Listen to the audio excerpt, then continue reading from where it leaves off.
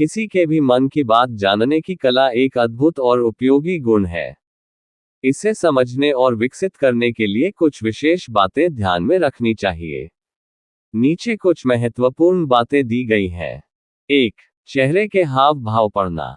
मनुष्य का चेहरा बहुत कुछ कहता है।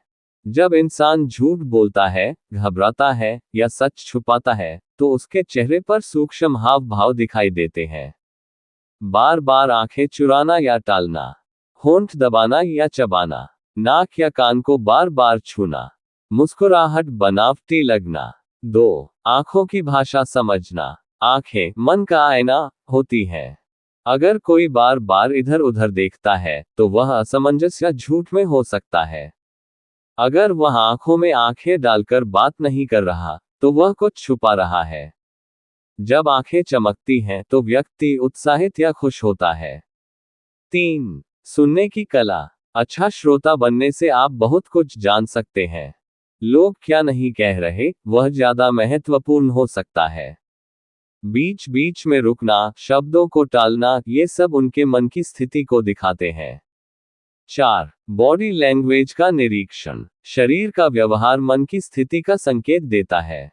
हाथ पैरों की गतिविधियां, खड़े होने या बैठने का तरीका, कोई बात करते समय शरीर पीछे हटाना या झुक जाना।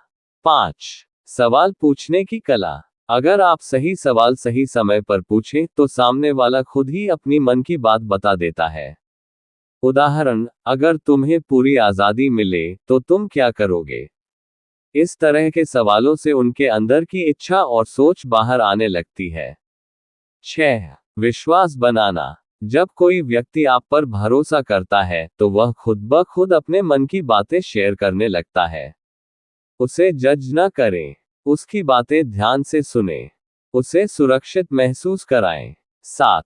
अंतर्ज्ञान का अभ्यास। कभी कभी मन की बात जानने के लिए तर्क नहीं, बल्कि भावना और अनुभव से समझना पड़ता है। अपने अनुभवों और गट फीलिंग पर भरोसा करें। ध्यान और एकाग्रता से अपने अंदर की समझ को बढ़ाएं। अंतिम विचार। किसी के मन को जानना आसान नहीं होता, पर अगर आप ध्यान से देखें, सुने और समझें, तो ये कला भी सीखी जा सकती है। अगर आप चाहें तो मैं इस विषय पर एक कहानी भी लिख सकता हूं जो इस कला को दर्शाए।